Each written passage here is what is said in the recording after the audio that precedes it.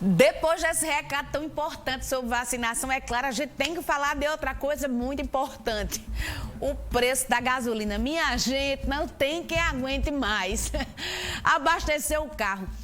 Eu, inclusive, recebi informação, viu, que ontem a gasolina já foi remarcada, viu, Elton? Lá em Lucena, ao preço de R$ 5,31. Inclusive, quero a participação do povo de Lucena que está me assistindo agora. Manda as mensagens para mim, me confirma esse preço. E quem estiver assistindo a gente agora aqui de João Pessoa e tiver perguntas para a Blitz do Consumidor, Elton já está aqui. Gasolina pela hora da morte. Infelizmente, o que a gente temia está acontecendo. O problema da gasolina, Jacelina, não é um problema de agora, ele é um problema crônico em todo o país. E aqui não está sendo diferente. Então, vários fatores contribuem para que esse aumento ele venha a ser sentido muito forte dentro da nossa sociedade consumerista. É o próprio governo da Petrobras, a administração da Petrobras, o que se diz respeito aos preços. Em falando de preço da Petrobras, nós já estamos acumulando desde o final de novembro até hoje 6 aumentos consecutivos. 6, né? E não foram aumentos qualquer. Não. Foram aumentos abusivos. 8%, 5%, 7%. Então, você vai acumulando aquilo dali, então não tem para onde correr. A conta vai chegar para o consumidor.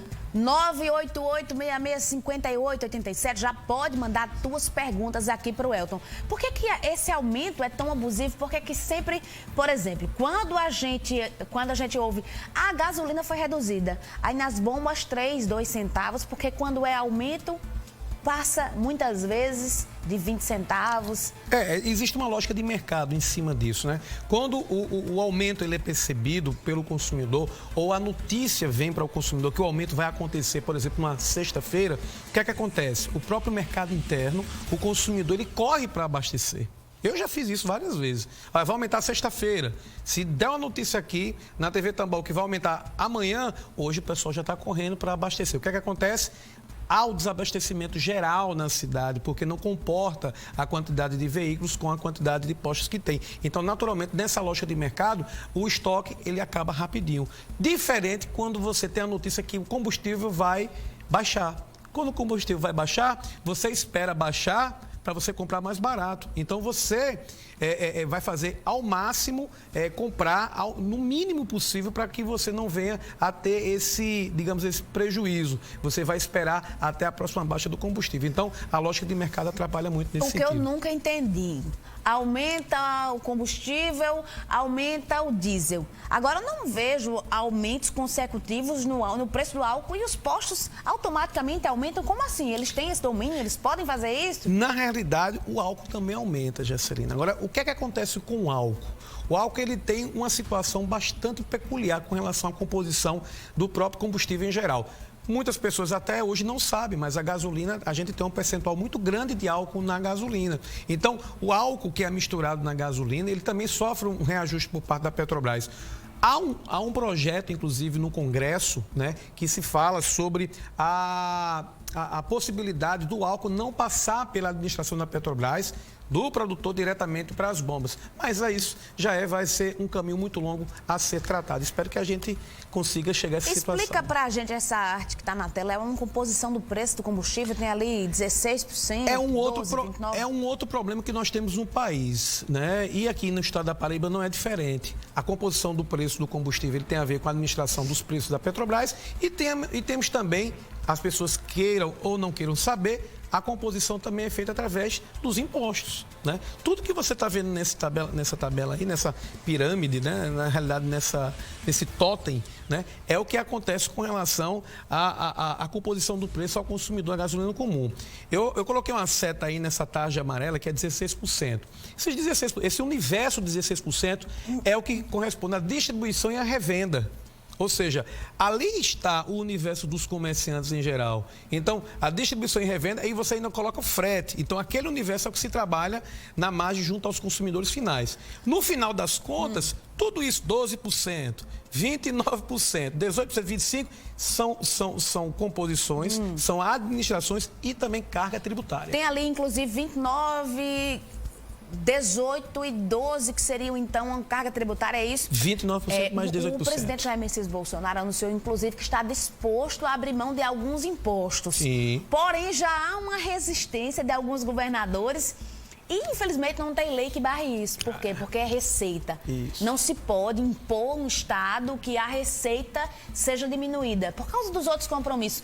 Mas e aí o brasileiro fica como nessa história? Na realidade, a discussão da composição do que se fala em impostos tem que ser discutido na Assembleia. É um problema político, né? Quando você fala de carga tributária, há sim que ter uma discussão séria em cima disso. O ICMS, ele é um dos impostos mais caros e rápidos como receita, como você agora acabou de falar aqui, não só na Paraíba, mas em todo o país. Ou seja, isso é um problema geral, né? Então, tem que se haver uma reforma tributária urgente nesse sentido. Porque hoje combustível, ele não é mais um artigo de luxo, como antigamente, na década de 80, sim, poucas pessoas... Hoje é necessidade, né? Hoje é necessidade, é primordial. Até porque, hoje em dia, o cidadão, o trabalhador, se for depender só do transporte público, ele sequer vai trabalhar. Então, é extremamente essencial e que seja revisto isso. Deixa eu te interromper. Se for depender do transporte público, ele muito pouco vai trabalhar, vai chegar atrasado, ainda tem o risco de pegar a Covid, porque a aglomeração no transporte público é impressionante e as autoridades,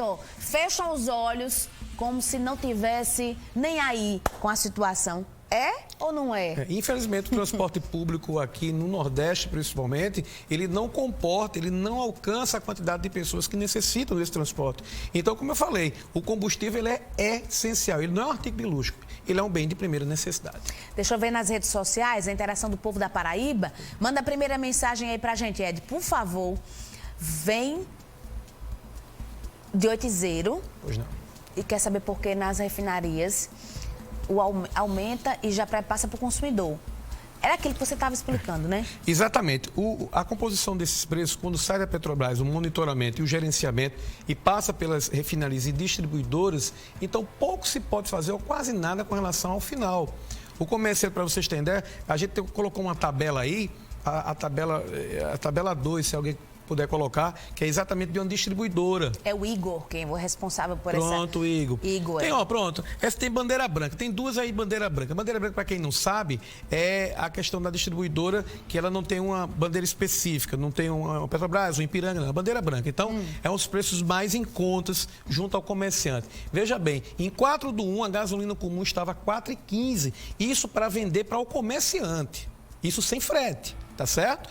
Aí temos a próxima tabela, pode colocar, bandeira branca também, que é 4,15, veja, gasolina comum.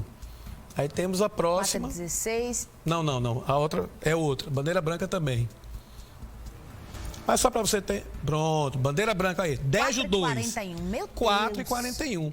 Essa é a lógica de mercado interno que muitas vezes o consumidor não sabe. Aí o dono de posto sai por ladrão. Essa ladrão, a gente diz logo assim, né? É porque assim, o reflexo é muito rápido. É o sentimento do brasileiro, né? É porque o reflexo é na ponta, né? Então você não sabe todo o mecanismo que ocorre por trás. Ou seja, essa mesma distribuidora, bandeira branca, no dia 10/2, a gasolina comum já está sendo vendida para os postos a 4,41. Isso sem o frete, que custa de 3 a 6 centavos por litro. Quando vai colocar o frete, os impostos, enfim, acabou com tudo. A lucratividade hoje das pontas é bem diferente de 20 anos atrás. Hoje está em torno de 6 a 8%. É muito pouco dentro desse cenário.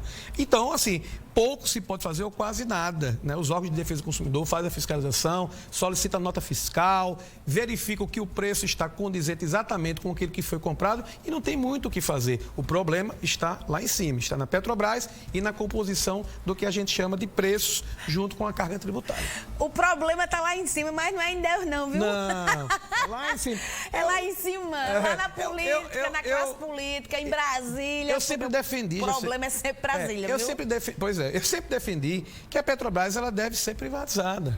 Por quê? Porque você abre o mercado. Quando você abre o mercado, você dá oportunidade de competição, certo? Então não adianta a pessoa dizer, a Petrobras é nossa, como se fosse uma taça do mundo. Isso, gente, isso não ajuda o consumidor.